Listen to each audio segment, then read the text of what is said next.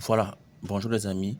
Vous aurez dans cette vidéo toutes les bases nécessaires pour être capable de résoudre tout genre d'équation.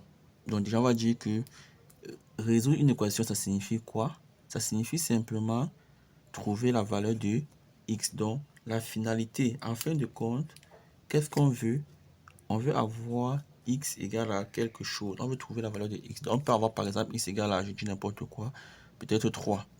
Donc voilà ce qu'on veut avoir en fin de compte. Un truc de ce genre. Donc pour cela, le principe est simple. On va regrouper tous les termes en x au premier membre, c'est-à-dire à gauche, et les nombres au second membre à droite. Donc j'ai pris soin d'écrire les x en rouge, les nombres en vert, et ici le côté des x en rouge, le côté des nombres en vert. X, il est déjà à gauche, il ne change pas, il ne bouge plus. Et la règle fondamentale qu'on va utiliser ici, c'est que lorsqu'un terme change de membre, il change de signe. Donc si je pars de la gauche vers la droite, je change de signe. Si je pars de la droite vers la gauche, je change de signe.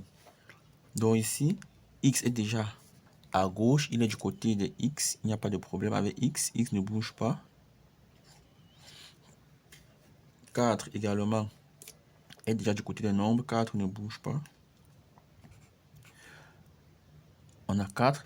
Par contre, 1 n'est pas du côté des nombres. On doit l'envoyer au côté des nombres. Et je viens de le dire, lorsqu'un terme change de membre, il change de signe. Donc, comme j'ai plus 1, il va changer de membre pour retrouver le côté des nombres et changer de signe, va devenir moins 1. Donc, dès à présent, nous avons tous les x au premier membre, tous les nombres au second membre. Donc, on va simplement effectuer l'opération. Ça va nous donner x égale à 4 moins 1 qui est égal à 3. Le but était d'avoir x et on a obtenu x. Donc voici ma solution. Si on veut, on peut l'encadrer.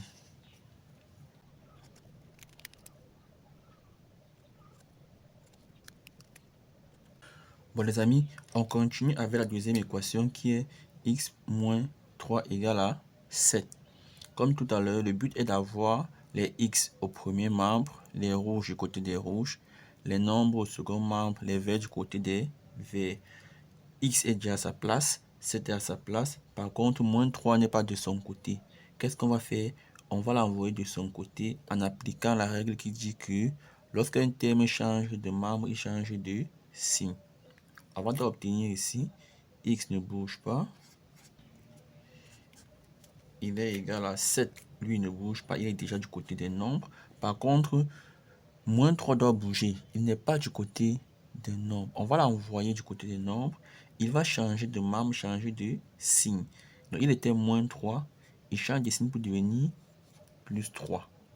Et à présent, j'ai tous les x au premier membre, tous les nombres au second membre.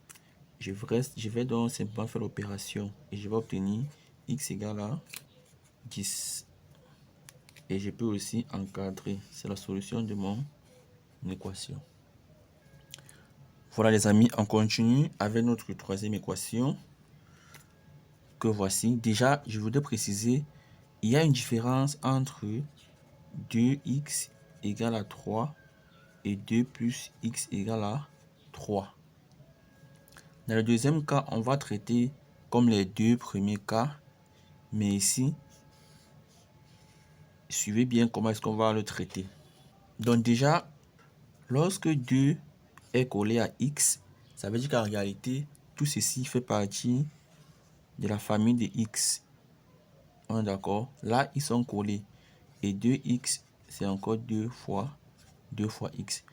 Donc, lorsque c'est collé, ça signifie que 2 fait partie de la famille de x. Qu'est-ce qu'on fait donc dans ce cas où le coefficient est collé à x? Dans le cas où j'ai un nombre qui est collé à x, qu'est-ce que je vais faire? Je vais écrire x égale à 3 demi. Qu'est-ce que je fais dans ce cas?